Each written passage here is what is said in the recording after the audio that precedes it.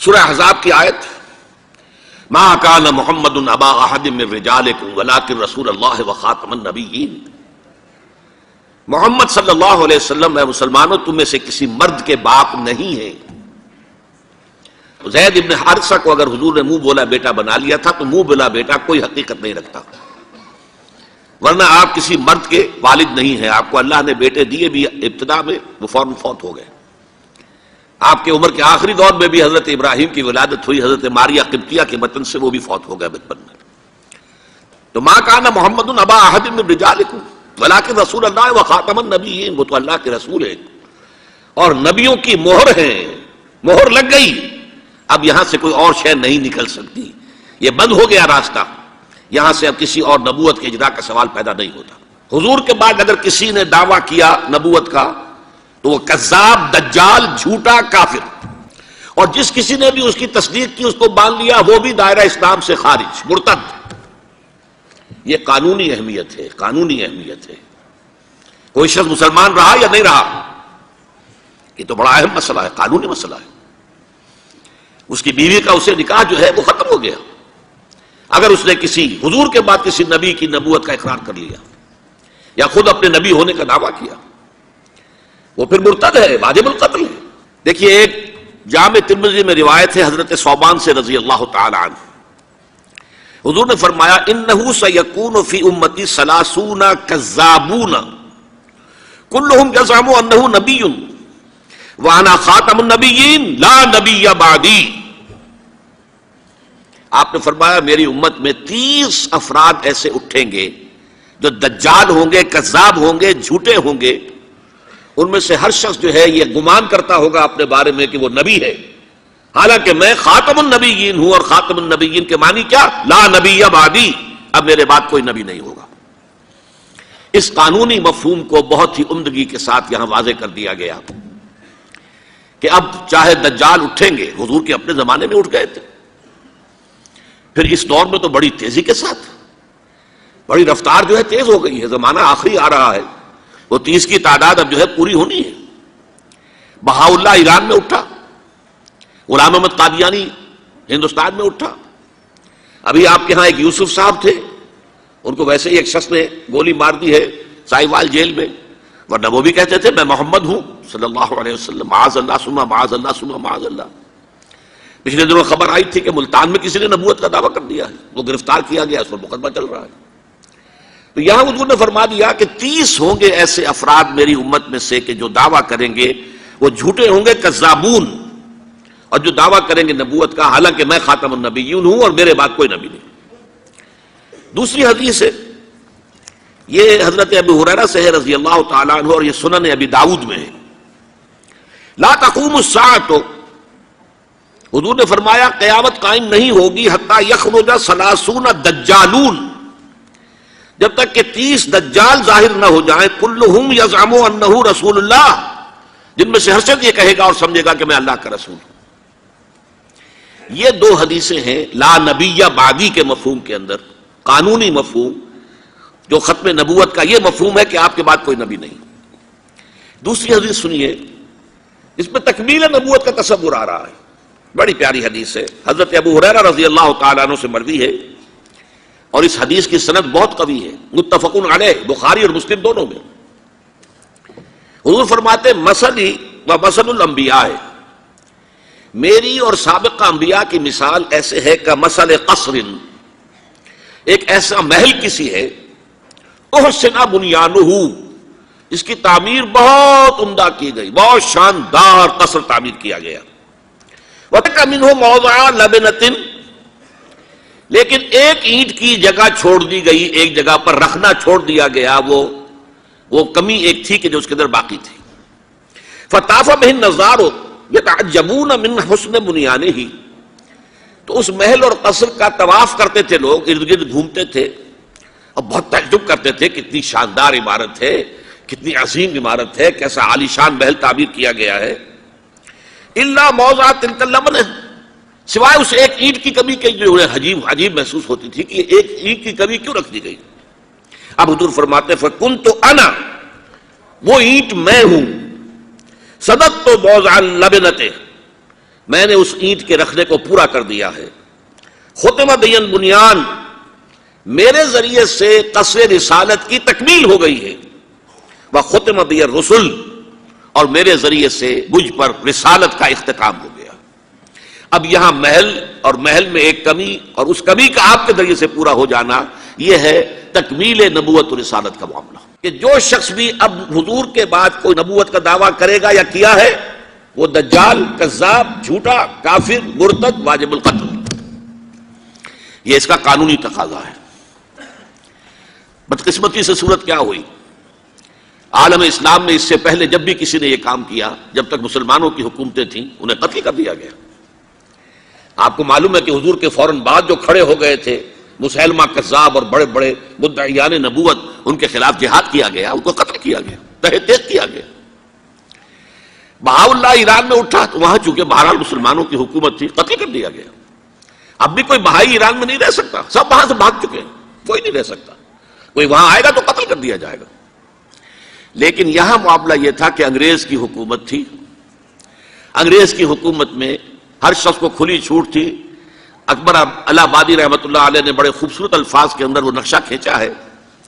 Government کی خیر یارو مناؤ، گلے میں جو آئیں وہ تانے اڑاؤ. کہاں ایسی آزادیاں تھی میسر، ان الحق کہو اور پھانسی نہ پاؤ. اگر اسلامی حکومت ہوتی، مسلمان حکومت ہوتی، چاہے آل بیاری اسلامی حکومت نہ بھی ہوتی، مسلمانوں کی حکومت ہوتی، تو جس نے ان الحق کہا منصور، وہ سولی چڑھا دیا گیا یا نہیں؟ جس نے نبوت کا دعویٰ کیا وہ قتل کر دیے گئے کہ نہیں؟ انگریز کی حکومت تھی. گورنمنٹ کی خیر یارو مناؤ، گلے میں جو آئیں وہ تانے اڑاؤ. خدائی کا دعویٰ کر دو، نبوت کا دعویٰ کر دو، رسالت کا دعویٰ کر دو. کوئی پوچھنے والا نہیں، کوئی پکڑنے والا نہیں، کسی داروگیر کا کوئی اندیشہ ہی نہیں. کہاں ایسی آزادیاں تھی میسر، ان الحق کہو اور پھانسی نہ پاؤ. اسی زمانے میں ایک واقعہ یہ ہوا تھا. غلام احمد قادیانی نے ایک دعوتی خط لکھا کابل کے حکمران، میں بھول رہا ہوں کہ وہ امیر دوست محمد خان تھے یا امیر عبد الرحمان خان تھے، ان دونوں میں سے کسی کے سامنے وہ خط پہنچا.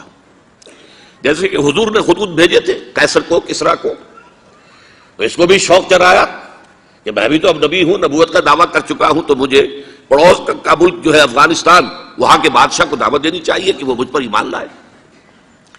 جب وہ خط وہاں پہنچا ہے تو امیر کابل نے اسی خط پہ 2 الفاظ لکھ دیے اور واپس کر دیا. الفاظ کیا تھے؟ این جا بیا، یہاں آؤ ذرا اور یہاں آ کر تم دعویٰ کرو نبوت کا. یہ تم انگریز کی چھتری تلے بیٹھے ہوئے دعوے کر رہے ہو، انگریز کے سائے تلے جو ہے، اور انگریز جو ہے تمہیں سپورٹ کر رہا ہے.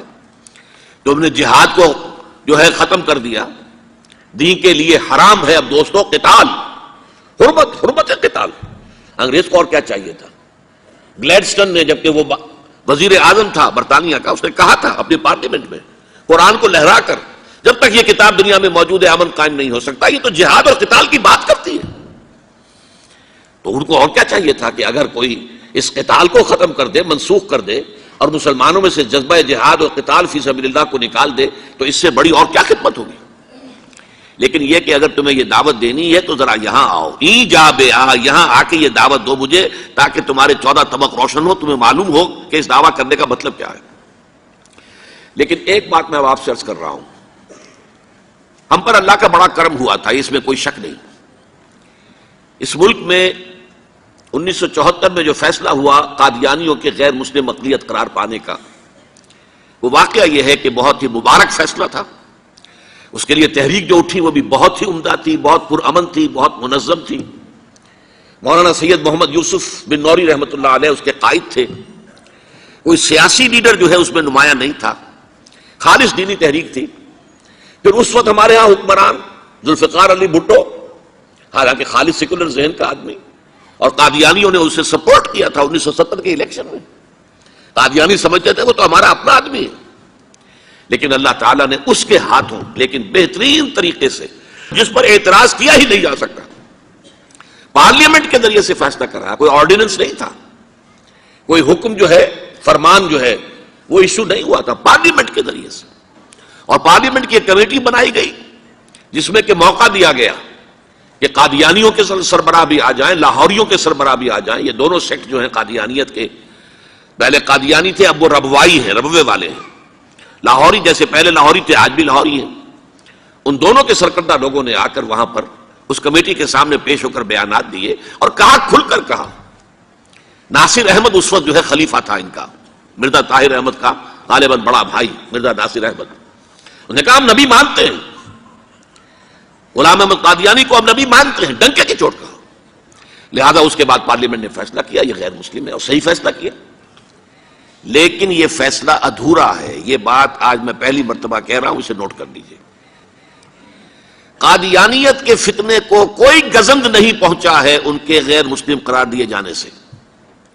وہ فتنہ جوں کا توں پنپ رہا ہے، جوں کا توں پھیل رہا ہے، جوں کا توں وہ اپنے سرطان کی جڑیں پھیلا رہا ہے ہمارے معاشرے میں. اور ویسے یہ کہ عالمی سطح پر انہیں بڑی سرپرستی حاصل ہو گئی ہے. پوری دنیا جو ہے، مغربی دنیا، وہ ان کی سرپرستی کر رہی ہے. لیکن یہ کہ اندرون ملک بھی اس فتنے کا قلع قبا اگر ہو سکتا تھا تو صرف اس وقت جبکہ اس فیصلے کا جو قانونی اور منطقی تقاضا ہے وہ بھی پورا کیا جاتا، اور وہ یہ کہ مرتد کو قتل کی سزا دی جاتی. اسلام میں مرتد کی سزا قتل ہے. وہی میں نے آپ سے عرض کیا، حضرت ابوبکر صدیق کے زمانے میں کیوں قتال کیا گیا، اور جتنے بھی لوگوں نے نبوت کے دعوے کیے انہیں کیوں قتل کیا گیا ہمیشہ اسلام کی تاریخ میں. لہذا مرتدین کی سزا سزائے قتل جب تک نافذ نہیں ہوگی اس فتنے کو کوئی گدن نہیں پہنچے گا.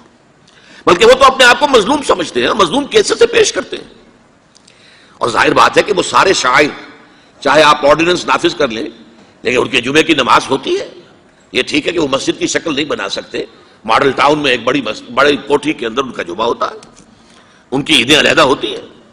وہ سارے شاعر اسلامی کو استعمال کر رہے ہیں، اور الٹا مظلومیت جو ہے اس کا لبادہ اوڑھ لیا ہے. جیسے دنیا میں یہودیوں نے ہولوکوسٹ کی مظلومیت کا لبادہ اپنے اوپر اوڑھا ہوا ہے. ہم جو چاہے ظلم کر لیں نوع انسانی پر، ہمیں کوئی گدن نہیں پہنچا سکتا، اس لیے کہ ہم نے اتنا بڑا ظلم سہا تھا. ہولوکوسٹ ہمارے 60 لاکھ آدمی جرمنوں نے ختم کر دیے تھے، تو اب اگر 8-10 لاکھ مار دے فلسطینی یا کوئی اور عرب یا اور مسلمان تو کون سی بڑی بات ہے. اسی طرح قادیانیوں نے مظلومیت کا لبادہ اوڑھا ہوا ہے، اور ان کو کوئی گدن نہیں پہنچا ہے جب تک کہ قتل مرتد کی سزا یہاں نافذ نہیں کی جائے گی. اس میں یہ ہونا چاہیے تھا کہ جس روز میں یہ فیصلہ ہوا ڈکلیئر ہو جاتا ساتھ ہی.